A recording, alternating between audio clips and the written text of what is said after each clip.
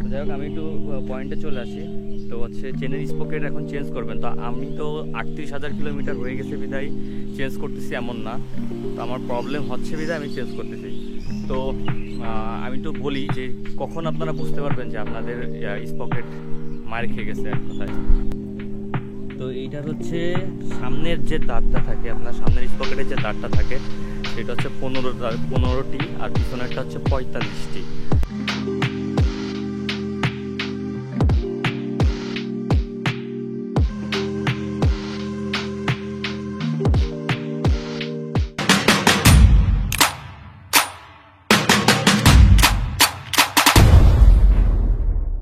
So hello everyone, welcome back to the channel. I hope you guys are absolutely fine. So guys, আজকের ভিডিওটা হচ্ছে special একটা video.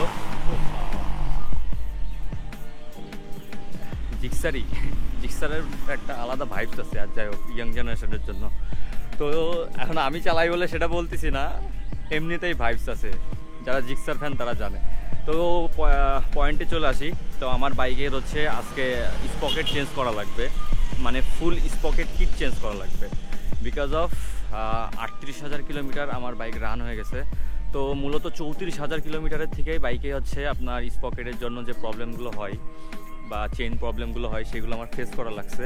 তো এই কারণে আর কি বলে, এই কারণে অনেক প্যারায় ভোগ করছি। যারা আমার ভিডিও সচরাচর দেখে তারা দেখতেই পারবে যে অনেক সময় অনেক রকম প্রাথমিক চিকিৎসা আমার চেনের উপরে দেওয়া হয়েছে, চেনের আওয়াজ দূর করার জন্য, চেনের ভালো সার্ভিসের জন্য।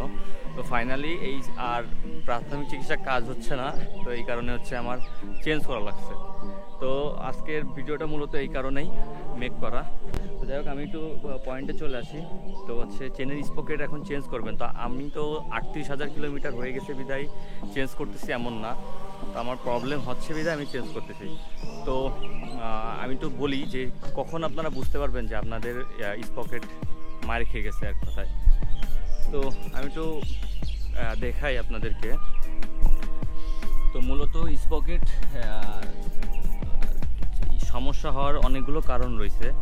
ফার্স্ট অফ অল কারণ হচ্ছে আপনি চালানোর সময় দেখবেন যে সাধারণত স্লো অবস্থায় চালানোর সময় একটা ধাক্কা পাবেন, বাইকে একটা ধাক্কা দেবে। 3 গিয়ারে চালাইলে অবশ্যই এটা বেশি টের পাবেন। তারপরে হচ্ছে আপনার 2 নম্বর হচ্ছে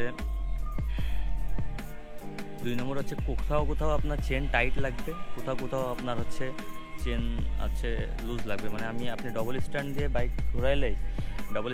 ঘোরাইলে আপনি বুঝতে পারবেন যে হচ্ছে আপনার কোথাও চেন টাইট, আবার কোথাও আপনার লুজ। তো এই জিনিসটা একটু খেয়াল মানে ডবল স্ট্যান্ডে ঘোরাইলে বোঝা যাবে যে চেনে এক জায়গায় টাইট, এক জায়গায় লুজ।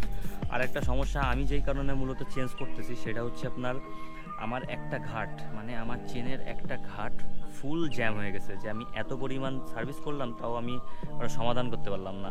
মানে এই সমস্যাটা মূলত হয় আপনার হচ্ছে মোবিল ইউজ করতে। আপনারা গ্যারেজে যান, যে ধাপ করে মোবিল ইউজ করেন, মানে গাড়ি ওয়াশ টাশ করায় এই ভাই গাড়ির চাকায় হচ্ছে একটু মোবিল দিয়ে দেন। তো ওই পোড়া মোবিল ইউজ না করে সবসময় গিয়ার অয়েল অথবা চেন লুপ দেওয়ার চেষ্টা করবেন। এই হচ্ছে অবস্থা। আর আমার ওই একটা ঘাটের কারণে আমার পুরো শব্দটা হচ্ছে। আর তাছাড়া স্পকেটের তো দেখতেই পাচ্ছেন স্পকেট ক্ষয় হয়ে গেছে, পিছনেরটা মোটামুটি ভালোই ক্ষয় হয়েছে। সামনেরটা একবার ক্ষয় হয়েছিল, সেটা আবার চেঞ্জ করে ফেলাইছি। তো এই হচ্ছে অবস্থা। তো আর কোনো পয়েন্ট বাদ আছে? ও হ্যাঁ, আর চেন, আমি আসল জিনিসটাই দেখাইনি আপনাদের। চেনটা সবসময় খেয়াল রাখবেন যে এই জায়গার থেকে আপনার মূলত এই জায়গার থেকে যখন দেখবেন যে লুজ যখন হয়ে যায়, যে এই যাতে এরকম লুজ হয়ে যাবে, এই জায়গাটায় লুজ, কোথাও টাইট, এখানে টাইট আবার এখানে ফুল লুজ।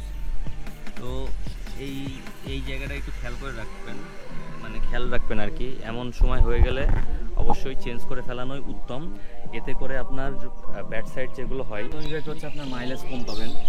আর মাইলেজ কম পাওয়ার সাথে সাথে হচ্ছে আগে দেখি তো এই সাইডে কেউ আসে কিনা, কারণ আমি তো দেখারও সিস্টেম, যদি দেখে যে আমি এরকম বক করতেছি তাহলে কেমন একটা লাগবে ফিচার যদি থাকে। তো ফার্স্ট অফ অল মাইলেজ কম পাবেন, সেকেন্ড অফ অল আপনার ইঞ্জিনের উপরে খুব প্রেশার পড়বে। যেহেতু ইঞ্জিন রিলেটেড সমস্যাগুলো হয়, এই কারণে এই রিস্কগুলো না নেওয়াই ভালো, অল্পতে চেঞ্জ করে ফেলানোই ভালো। তো আমি অরিজিনালটা নিয়ে আসিনি, আমি একটু অন্য একটা ট্রাই করতেছি। এটা অরিজিনালের থেকে রিপোর্ট ভালো আমি যতটুকু শুনলাম। কালি রে, তো আমি হচ্ছে স্পকেট কিনে নিয়ে আসছি হচ্ছে আপনার এই যে রোলনের এইটা।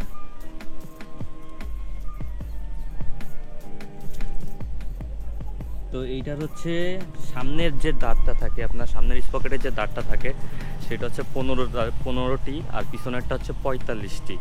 এখন আমি যতটুকু জানি যে আমাদের জিক্সারের সামনের স্পকেট যেটা আছে এটা হচ্ছে 14টি, মানে যে দাঁতগুলো আছে আর কি। তো এখন আমি এটা সঠিক শিওর জানি না, যদি আপনাদের কারো জানা থাকে তাহলে একটু কমেন্ট করে অবশ্যই জানাবেন। তো এখন কথা না বাড়িয়ে একদম ডাইরেক্ট চলে যায় হচ্ছে গ্যারেজে।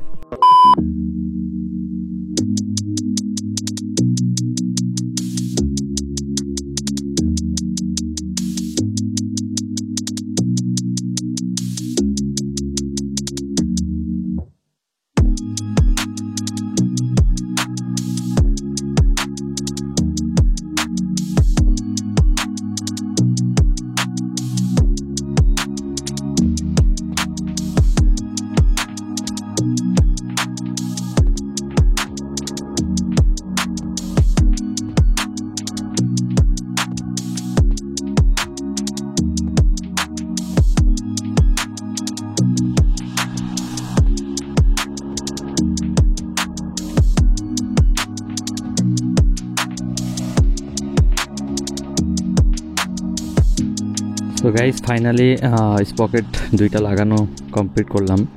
তো ফুল চেন কিটটা আমার সেট দাম পড়ছে 1750 টাকা। তো এটা অবশ্যই পরবর্তীতে জানতে পারবেন এটা সার্ভিস কেমন দিতেছে। আর এইদিকে আমার মাঝখানে যে শেপ থাকে সেটা নষ্ট হয়ে গেছে, যে পিছনের চাকার মাঝখানে যে রডটা থাকে আর কি।